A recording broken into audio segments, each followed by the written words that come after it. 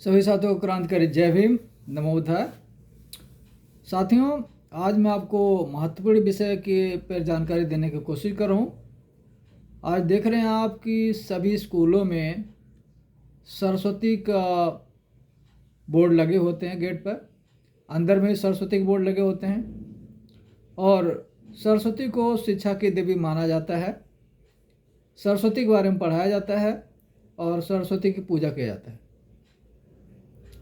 हमारे देश के लोग जिस सरस्वती को मान रहे हैं, खासकर हिंदू धर्म के लोग, कभी उस सरस्वती के बारे में जानने की कोशिश किया कि सरस्वती का क्या इतिहास है, सरस्वती के माता कौन, सरस्वती के पिता कौन, और सरस्वती ने कब कितने स्कूल खोला, कैसे पढ़ाया, कहाँ पढ़ी, शिक्षा की देवी कैसे हो गई है। तो ये जानकारी करना बहुत ज़रूरी है कि शिक्षा की देवी कौन है, जिन्होंने शिक्षा के लिए काम किया, शिक्षा के लिए आंदोलन किया है। और वास्तव में जिसने शिक्षा के लिए काम किया हो, शिक्षा के लिए स्कूल खोला हो, शिक्षा के लिए क्रांति किया हो, वही तो शिक्षा की देवी हो सकता है।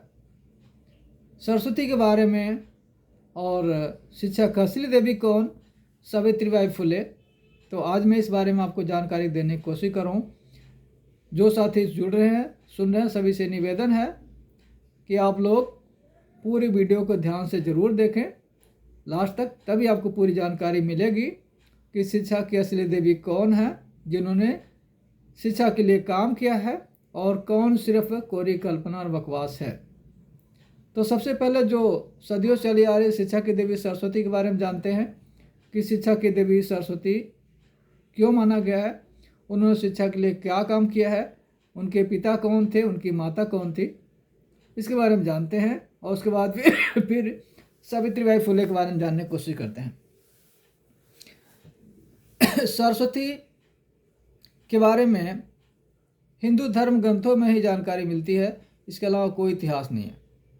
और हिंदू धर्म ग्रंथों में आप पढ़ के देख सकते हैं, गूगल में सर्च करके देख सकते हैं कि सरस्वती की कोई माता नहीं थी।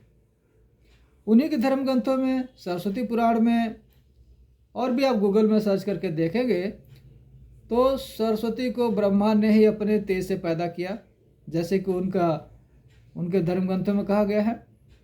और सरस्वती इतनी सुंदर थी कि ब्रह्मा खुद इस पर मोहित हो गए और उसके साथ संभोग करने के लिए, सेक्स करने की उनकी इच्छा प्रकट हुई और वो उसको अपने पास बुलाने लगे या उसके साथ अपना प्रेम प्रकट करने की कोशिश किया। इस बात को सरस्वती ने भांप लिया और सरस्वती उनसे बच करके भागने की कोशिश करने लगी। ये उन्हीं के धर्म ग्रंथों में है। सरस्वती भागना शुरू कर देती है और ब्रह्मा उसके पीछे पड़ जाते हैं। भागते भागते सरस्वती भागती रहती है, ब्रह्मा उसके पीछे पड़े होते हैं।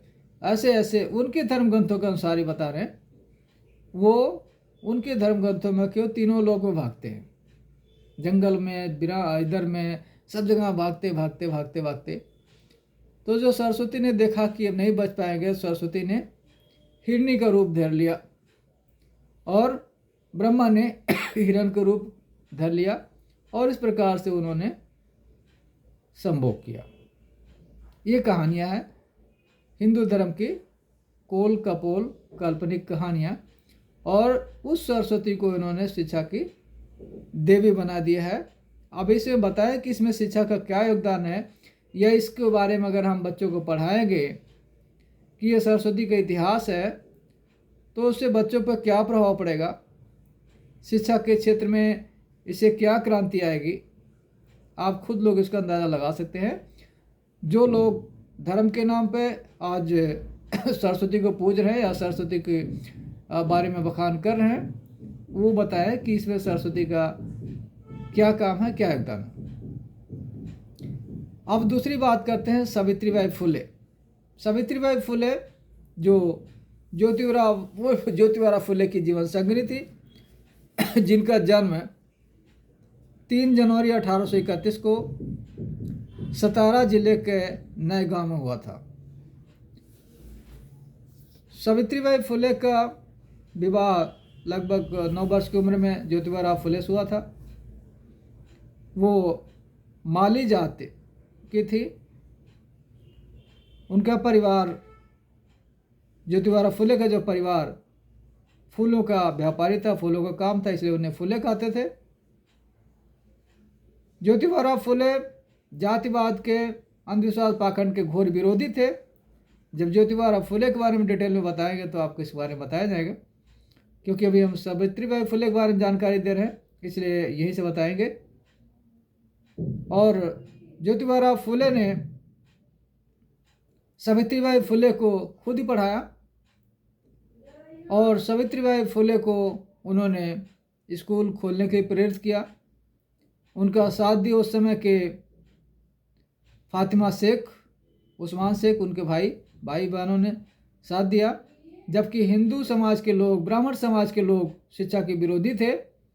उनके अनुसार अगर महिलाएं पढ़ लिख लेंगी तो उनका धर्म भ्रष्ट हो जाएगा।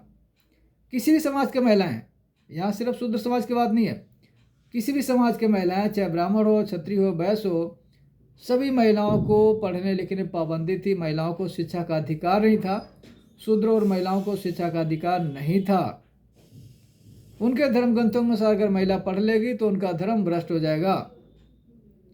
18वीं सदी में सावित्रीबाई फुले को जब सबसे पहले उन्होंने पहला स्कूल खोला और बच्चों को पढ़ने की बुलाने जाते थे तो उस गांव की महिलाएं उनके ऊपर गोबर कीचड़ फेंकती थी, अपमानित करती थी, कुलच्छड़ा बोलती थी, तरह तरह की गालियां देती थी, सड़े टमाटर, गोबर कीचड़ फेंकती थी।